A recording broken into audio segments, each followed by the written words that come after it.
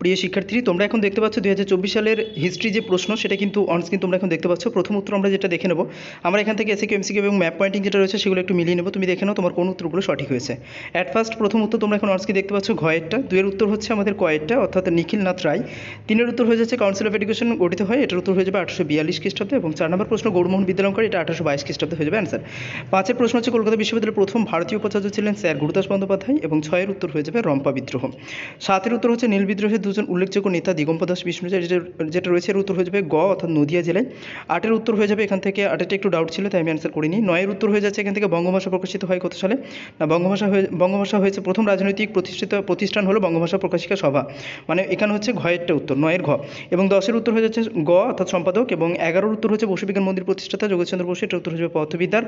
এবং 12-এর উত্তর হচ্ছে বাংলা ভাষার প্রথম সুচিত্র পুস্তক প্রকাশ করেন গঙ্গা কিশোর ভট্টাচার্য। এবং 13-এর উত্তর বলছে সর্বভারতীয় কিষাণ সভার প্রথম সভাপতি ছিলেন, এখানে উত্তর হয়ে যাবে স্বামী সহজানন্দ। 14-এর উত্তর হয়ে যাবে রাজস্থান। 15-এর উত্তর এখান থেকে তোমরা এখন অনস্ক্রিন যেটা দেখতে পাচ্ছ জাস্ট ওয়েট, 15-এর উত্তর এখান থেকে 1928, এবং 16-এর উত্তর যেটা রয়েছে সেটা হচ্ছে আসামে। 17-এর উত্তর এখান থেকে তোমরা পেয়ে যাচ্ছ শচীন্দ্র প্রসাদ বসু অর্থাৎ কয়েরটা। 18-এর উত্তর হয়ে যাবে গয়েরটা 1932, এবং 19-এর উত্তর হয়ে যাবে পত্তি শ্রীলামালু, ঠিক আছে। 20-এর উত্তর হয়ে যাচ্ছে 1961 খ্রিস্টাব্দে, এবং 2-এর থেকে যে প্রশ্নগুলো রয়েছে সেটা এখানে কিছু উত্তর করা আছে, যেমন 5ই জুন বিশ্ব পরিবেশ দিবস, যেটা বা আন্তর্জাতিক পরিবেশ দিবস। 2-এর থেকে 1-এর হচ্ছে 5ই জুন, 2-এর থেকে 2-এর হচ্ছে মহাফেজখানা, এবং 3-এর উত্তর হয়ে যাচ্ছে যে 1929, এবং 4-এর উত্তর হয়ে যাচ্ছে বিশ্বভারতী প্রতিষ্ঠা রবীন্দ্রনাথ ঠাকুর। এবং ঠিক ভুল নির্ণয় করে যেটা রয়েছে এটা ফলসগুলো তোমরা একটু মিলিয়ে নাও। প্রথমটা হচ্ছে অসত্য, তারপরটা হচ্ছে সত্য, তারপরে আবার অসত্য, তারপরে আবার সত্য, ঠিক আছে। ট্রু ফলস আমি করে দিয়েছি। তারপরে এদিকে দেখো লর্ড রিপনের সঙ্গে হয়ে যাবে হান্টার কমিশন, নেলি সেনগুপ্তর সঙ্গে হয়ে যাবে এখান থেকে তোমার স্টিম লঞ্চ শ্রমিক ধর্মঘট, এবং লর্ড আমহার্স্ট যেটা রয়েছে তার সঙ্গে হবে সাধারণ জনশিক্ষা কমিটি, এবং তারকনাথ পালিতের সঙ্গে হবে বেঙ্গল টেকনিক্যাল ইনস্টিটিউট। তোমরা একটু এটা মিলিয়ে নেবে ঠিক করছি কিনা।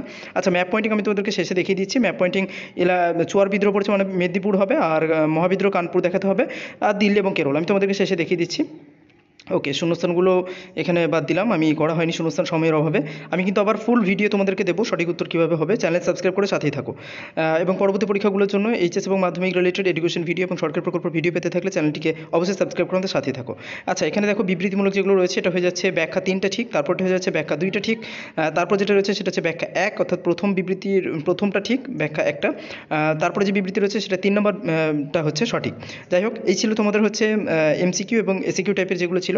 তারপর তো ব্রড কোশ্চেন ছিল, তবে আমি তোমাদেরকে ম্যাপ পয়েন্টিং একটু দেখিয়ে দেবো, তাই তোমরা অবশ্যই প্রত্যেকে ম্যাপ পয়েন্টিংটা একটু দেখে নাও, ঠিক আছে। আচ্ছা, তোমাদের ম্যাপ পয়েন্টিং যেটা রয়েছে সেটা এখন অনস্ক্রিন তোমরা দেখতে পাচ্ছ। প্রথম যেটা ছিল জাস্ট ওয়েট, এই যে এখানে তোমরা প্রথম যেটা দেখতে পাচ্ছ, প্রথম হচ্ছে দিল্লি, এই যে তোমাদেরকে মার্ক করে দেওয়া হয়েছে, এটা প্রথমটা হচ্ছে দিল্লি, এটা তারপরটা হচ্ছে এখানে কানপুর, দিল্লি এবং কানপুর।